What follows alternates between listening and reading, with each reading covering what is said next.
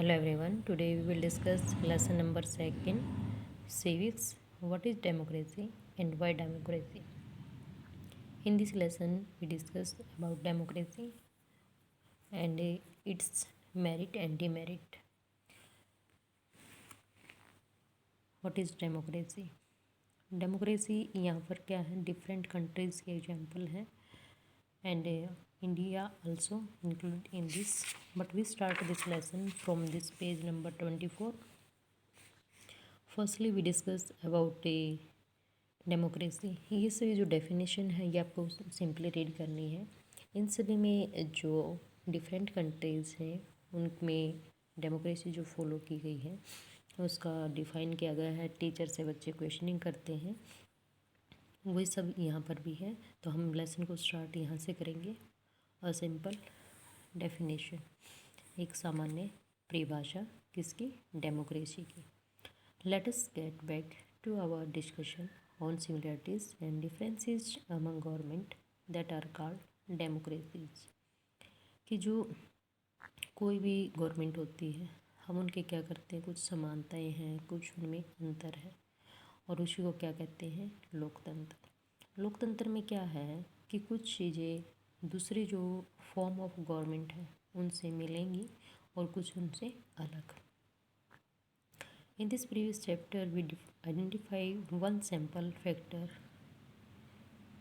common to all democracies. इससे first जो lesson है जो आउट ऑफ सिलेबस है उसमें हम जो स्टडी करते थे वहाँ पर भी डेमोक्रेसी की इन डिफरेंट कंट्रीज़ में स्टडी करते हैं. तो जो डेमोक्रेसी है इसकी डेफिनेशन क्या है, the government is chosen bye the people, कि ऐसी सरकार जिसका चुनाव कौन करते हैं, वहाँ की जनता. We could thus start with a simple definition, और इसकी हम स्टार्टिंग एक बिल्कुल साधारण परिभाषा से करते हैं.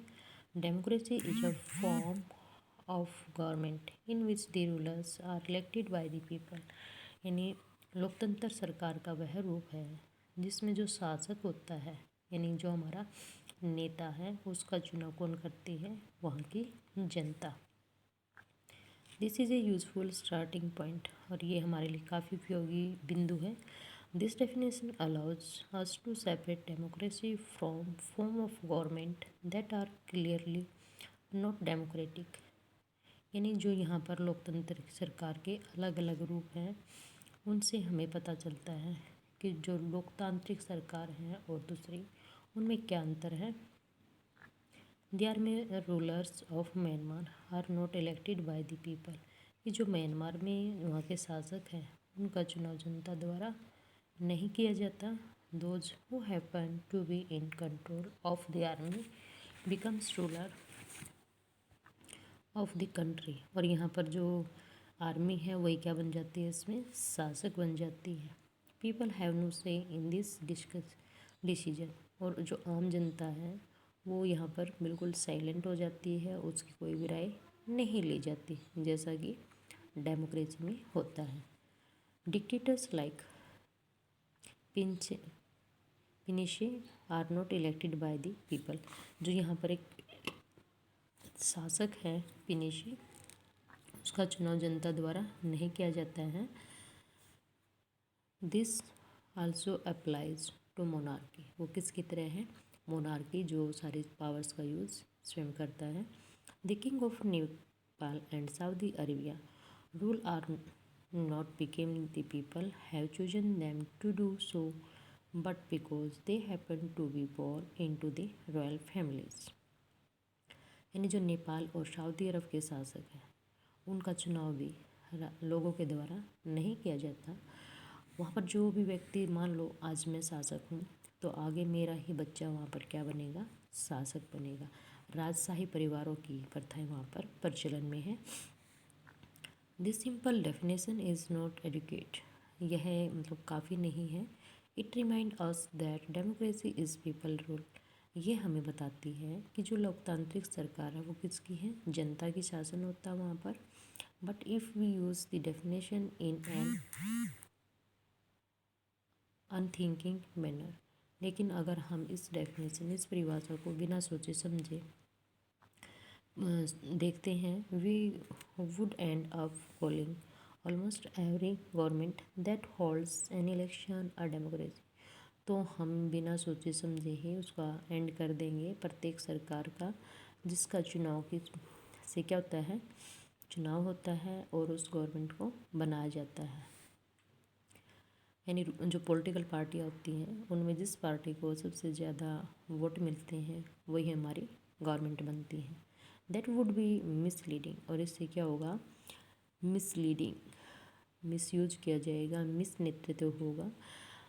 As well as we shall find out in this chapter 4 chapter में हम रीड करेंगे एवरी गवर्नमेंट इन कंटेम्प्रेरी यानी समकालीन वर्ल्ड जो है wants to be called a democracy even if it is not so, कि समकालीन जो पूरे वर्ल्ड में कंट्रीज़ हैं सभी क्या चाहते थे, लोकतंत्र, परंतु ऐसा नहीं हो पाया।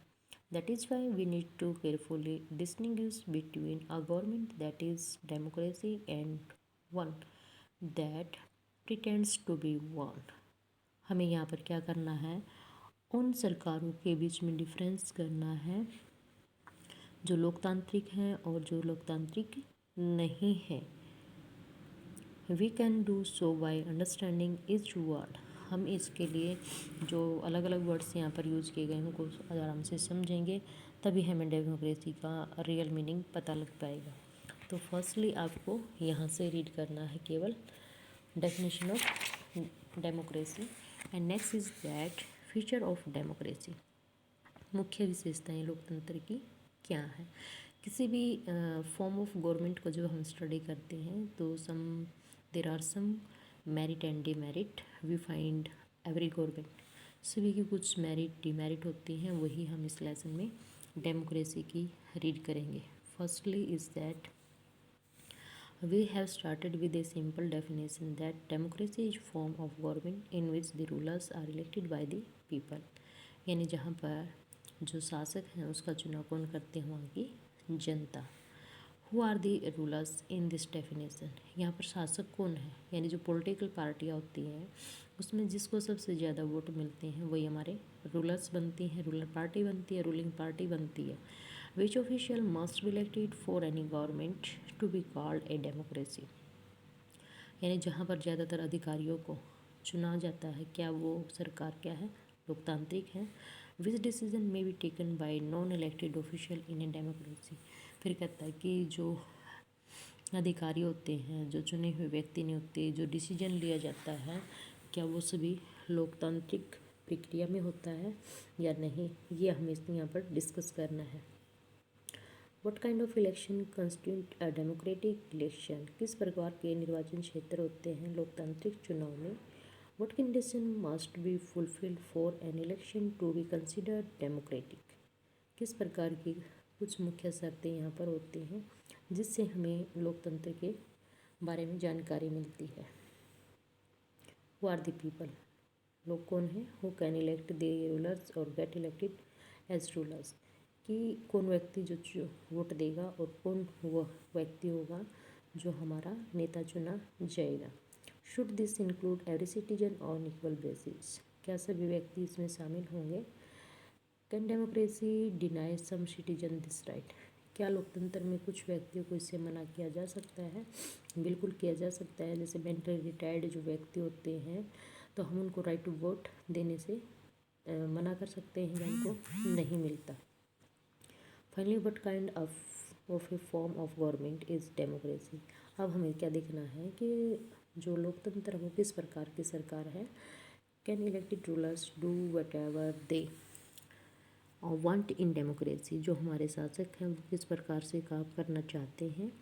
और must a democratic government function, फिर हम यहाँ पर क्या स्टडी करेंगे, फंक्शन ऑफ डेमोक्रेटिक गवर्नमेंट।